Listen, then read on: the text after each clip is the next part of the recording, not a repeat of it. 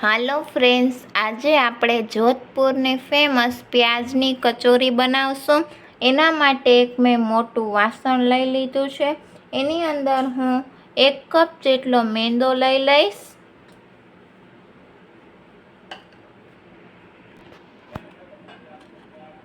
અડધી ટીસ્પૂન જેટલો અજમો, 1/2 ચમચી જેટલું મીઠું,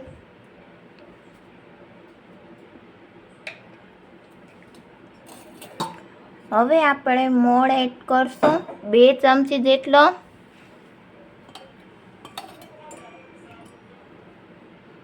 હવે આપણે બધું જ મિક્સ કરી દઈશું।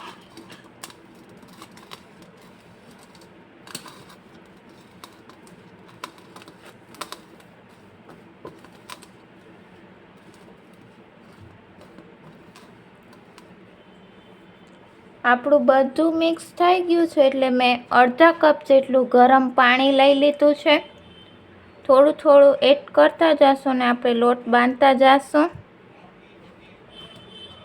આમાં હંમેશા આપણે ગરમ પાણીનો જ ઉપયોગ કરવાનો છે, નોર્મલ પાણીનો ઉપયોગ નથી કરવાનો।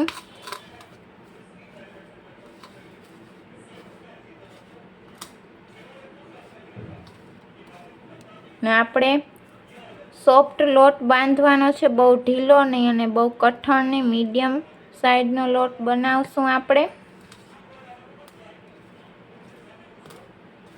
રોટલી કરતાં આપણે થોડો કઠણ લોટ બાંધવાનો છે। આવી રીતે આપણે લોટ બાંધી લેશું।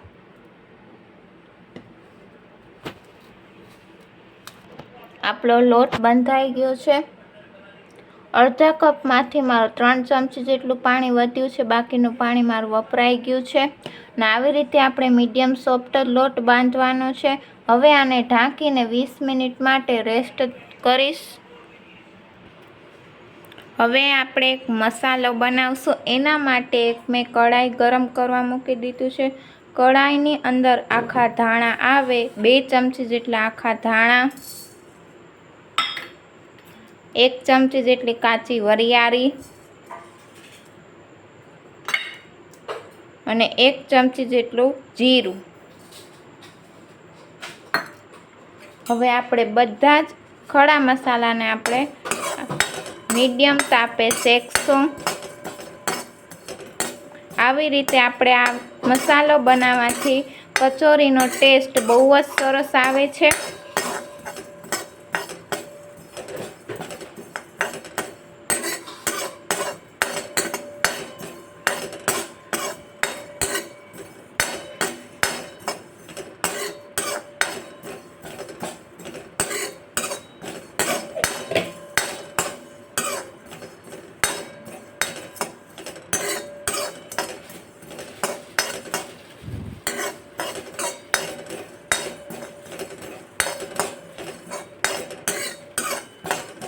આપણો મસાલો શેકાઈ ગયો છે એટલે આપણે ગેસ બંધ કરી નાખશું અને 5 મિનિટ આ મસાલાને ઠંડુ થવા દઈશ। આપણો આ મસાલો ઠંડો થઈ ગયો છે એટલે મિક્સર જારમાં આપણે અધકચરું વાટી લઈશું। હવે આપણે કચોરીનું સ્ટફિંગ બનાવશું। એના માટે મેં બાફેલા બટેકા લઈ લીધા છે 8 કે 9 નંગ જેટલા। હવે આપણે આ બટેકાને મેશ કરી લેશું।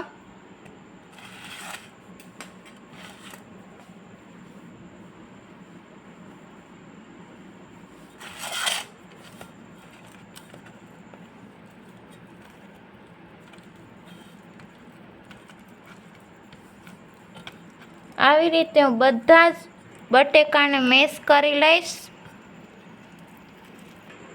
બટેકાને મેં અધકચરા મેશ કરી લીધા છે। હવે મેં કઢાઈ ગરમ કરવા મૂક્યું છે। કઢાઈની અંદર હું 2 ટેબલ સ્પૂન જેટલું તેલ એડ કરીશ।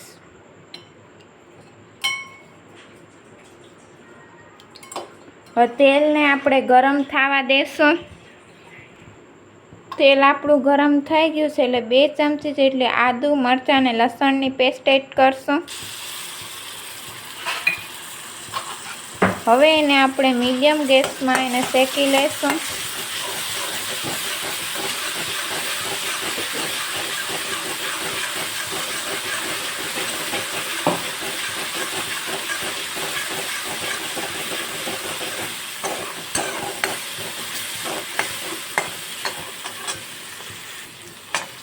આદુ મરચાં અને લસણની પેસ્ટ આપણી સતળાઈ ગઈ છે, એટલે મેં અડધા કપ જેટલી ડુંગળી લઈ લીધી છે અને મેં ઝીણી ઝીણી ચોપ કરી લીધી છે ડુંગળીને.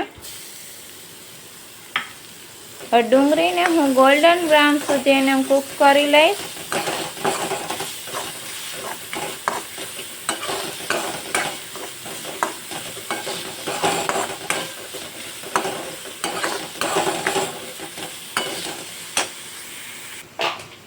આપણી ડુંગળી ગોલ્ડન બ્રાઉન થઈ ગઈ છે, એટલે આપણે જે મિક્સર જારમાં અધકચરો મસાલો બનાવ્યો હતો હવે આની અંદર આપણે એડ કરી દઈશું ને બધું જ આપણે મિક્સ કરી દેવાનું છે.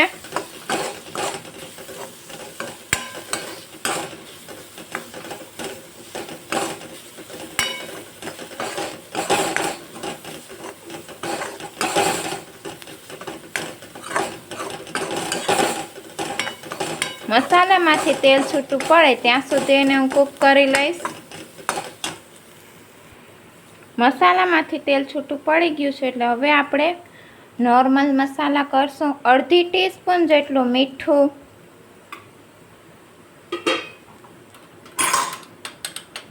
અડધી ટીસ્પૂન જેટલો લાલ મરચું પાવડર,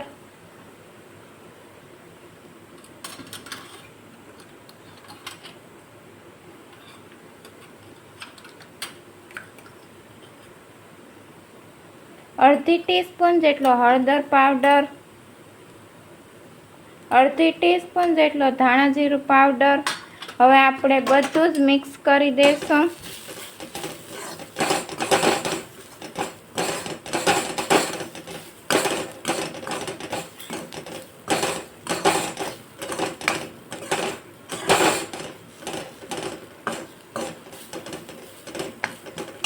બધું આપણું મિક્સ થઈ ગયું છે, એટલે હવે આપણે બાફેલા બટેકા એડ કરી દઈશું.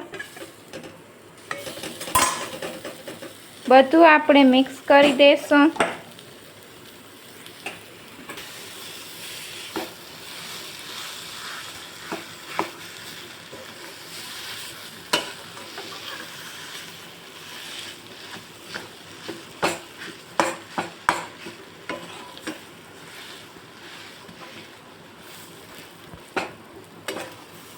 આવી રીતે આપણે બધું જ મિક્સ કરી દઈશું.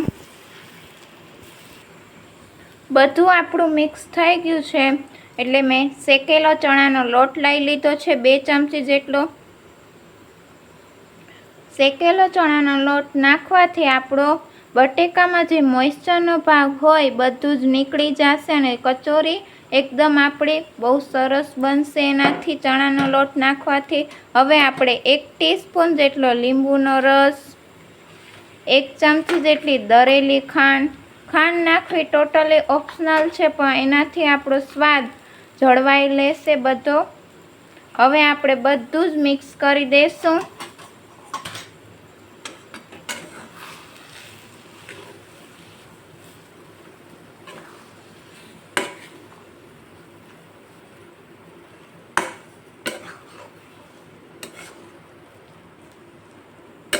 બધું આપણું મિક્સ થઈ ગયું છે, એટલે આપણે ગેસ બંધ કરી નાખશું અને આને 15 મિનિટ માટે રેસ્ટ આપીશ. આપણું આ ટફિંગ ઠંડુ થઈ ગયું છે, 15 મિનિટ થઈ ગયું છે.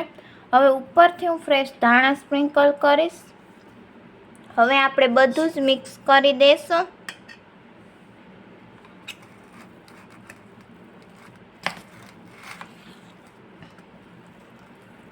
બધું મિક્સ થઈ ગયું છે, એટલે આપણે તેલવાળો હાથ કરી લેશું.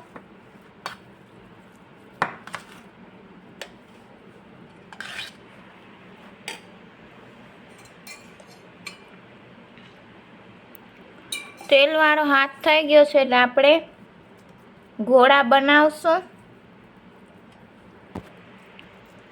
આવી રીતે આપણે ગોલ ગોલ વારી લેશું.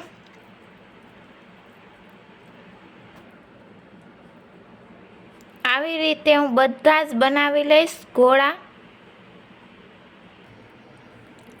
સ્ટફિંગમાંથી ગોળા બની ગયા છે. આ લોટને 20 મિનિટ થઈ ગયું છે, એટલે હવે આપણે મીડિયમ સાઇઝના લુયા બનાવી લઈશું. બધા જ મેં લુયા વણી લીધા છે। હવે આપણે એક પાટલો મેં લઈ લીધો છે, એના ઉપર મેં તેલ લગાવી લીધું છે અને પાટલામાં આપણે લુયો રાખશું ને અટામણ વગર આપણે લુયાને વણવાનું છે।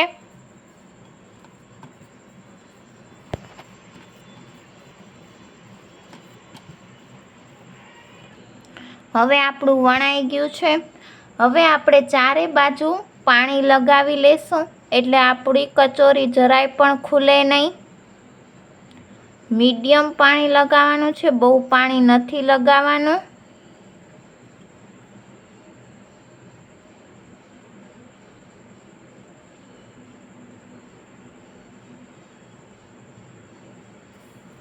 હવે આપણે એક સ્ટફિંગનો ઘોળો મૂકશું ને હવે આપણે પોટલી વાળી દઈશું।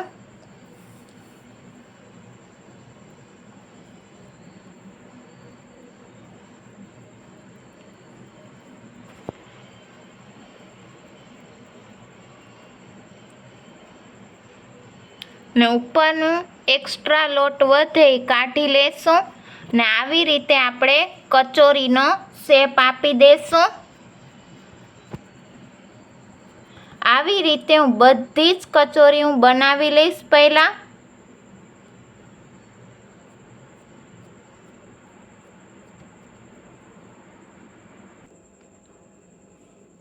ત્રણે ત્રણ કચોરી મેં વારી લીધી છે।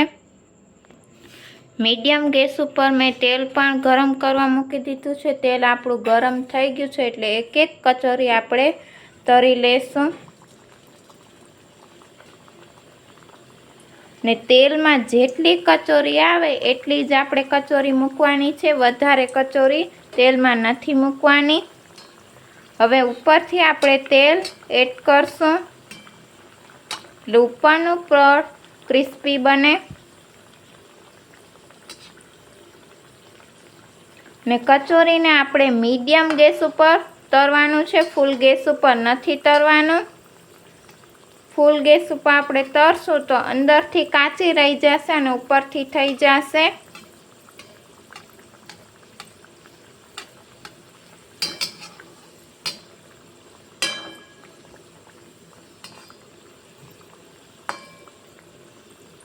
હવે મીડિયમ ગેસ ઉપર હું એક બાજુ ગોલ્ડન બ્રાઉન થવા દઈશ।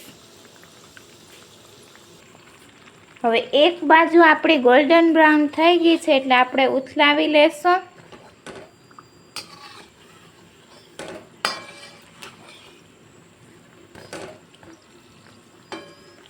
આવી જ રીતે મીડિયમ ગેસ ઉપર બીજી બાજુ પણ ગોલ્ડન બ્રાઉન કરી લઈશ।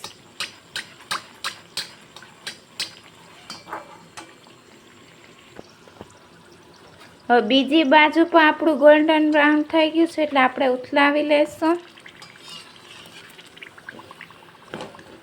હવે આનું એક પ્લેટમાં કાઢી લઈશ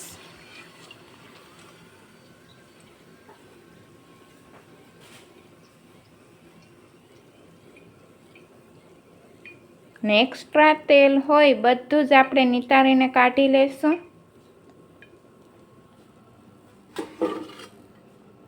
આવી રીતે હું બધી જ કચોરી બનાવી લઈશ। પહેલાં જોધપુરની ફેમસ પ્યાજ કચોરી મેં સર્વિંગ પ્લેટમાં કાઢી લીધી છે। એના સાથે મેં તળેલા મરચાં, ગ્રીન ચટણી અને મીઠી ચટણી પણ મેં સર્વિંગ પ્લેટમાં કાઢી છે। આજની રેસીપી મને કોમેન્ટ બોક્સમાં લખીને જણાવજો કે જોધપુરની ફેમસ પ્યાજની કચોરી કેવી બની છે। મારી ચેનલને સબસ્ક્રાઈબ કરજો, લાઈક કરજો, ફ્રેન્ડ્સ સર્કલમાં શેર કરજો। નમસ્તે ફ્રેન્ડ્સ।